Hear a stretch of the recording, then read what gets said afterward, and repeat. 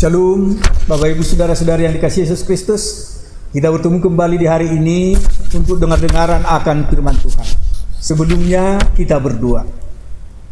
Kasih karunia dan damai sejahtera dari Allah Bapa dan dari anaknya Tuhan Yesus Kristus menyertai kamu.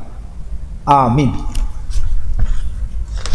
Jemaat yang dikasihi Kristus, firman Tuhan yang menjadi santapan rohani kita di hari ini diangkat dari kitab Efesus pasal 5 ayat 15 sampai 16. Demikian firman Tuhan. Karena itu perhatikanlah dengan seksama bagaimana kamu hidup. Janganlah seperti orang bebal, tetapi seperti orang arif. Dan pergunakanlah waktu yang ada, karena hari ini adalah jahat. Demikian firman Tuhan. Jemaat yang dikasihi Kristus, yang mau diajarkan firman Tuhan hari ini adalah prioritas hidup. Tidak banyak hal yang menyadari bahwa hidup itu singkat. Tidak ada seorang pun yang tahu secara pasti berapa lama ia hidup di dunia ini. Hidup kita ini bisa dikatakan adalah dalam hitungan hari saja. Dan dikala kita menghitungnya, berlalunya begitu cepat dan sangat singkat. Jika kita menyadari betapa singkatnya hidup ini, apa yang menjadi prioritas hidup kita? Apa yang menempati posisi teratas dalam prioritas hidup kita? Dan apa yang paling banyak menyita waktu kita setiap hari?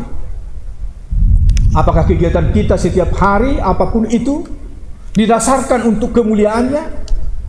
Ataukah untuk memenuhi keinginan dan ambisi Anda sendiri? Sudahkah kita menempatkan Tuhan pada posisi selayaknya di urutan pertama?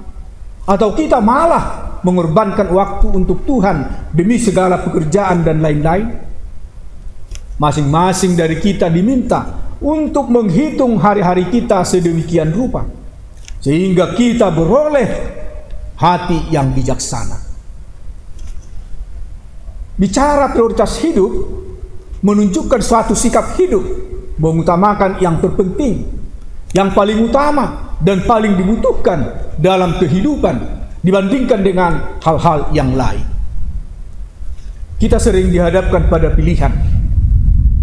Apakah Tuhan, keluarga, pelayanan, sekolah dan pekerjaan? Ditambah lagi dengan tawaran dari dunia ini yang sangat menggoda, dan kita bisa kehilangan fokus kehidupan. Adapun pilihan kita dalam menjalani hidup, pastilah kita berupaya sebaik mungkin, serta sungguh-sungguh mencurahkan hati, waktu, pikiran dan tenaga untuk yang kita sukai. Pengorbanan yang telah kita lakukan demi apa yang kita sukai tidaklah salah.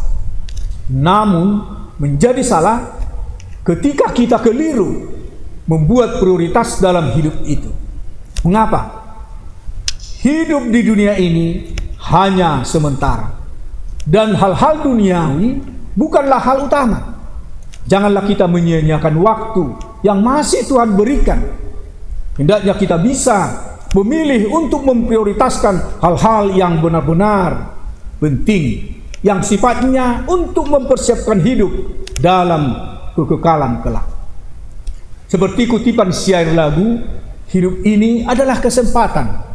Hidup ini untuk melayani Tuhan. Janganlah sia-siakan waktu yang Tuhan beri.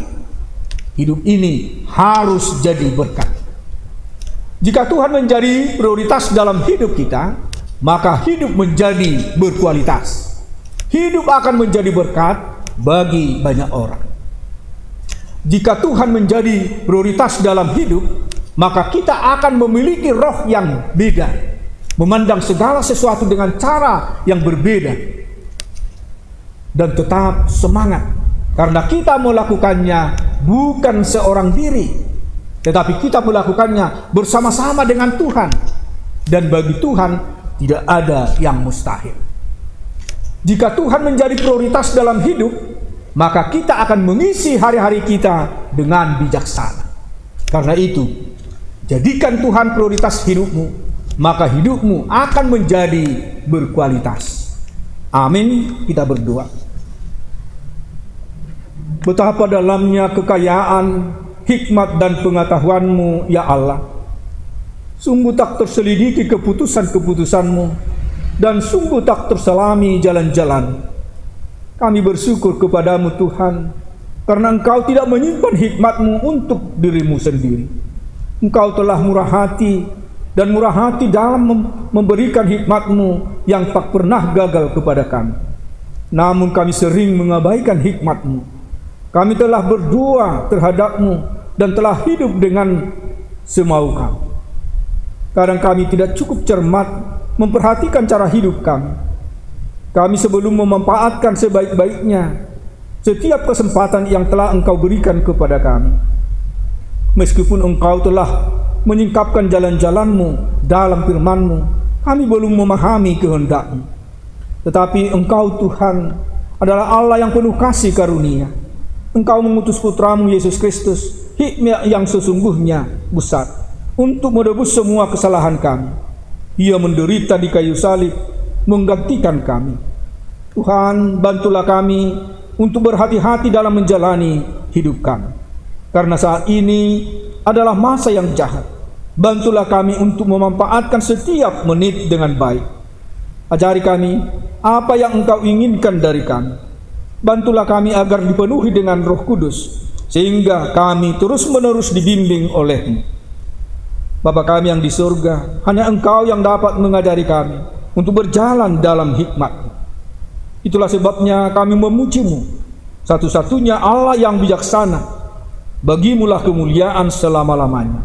Melalui Yesus Kristus, kami serahkan hidup kami hari ini kepada-Mu.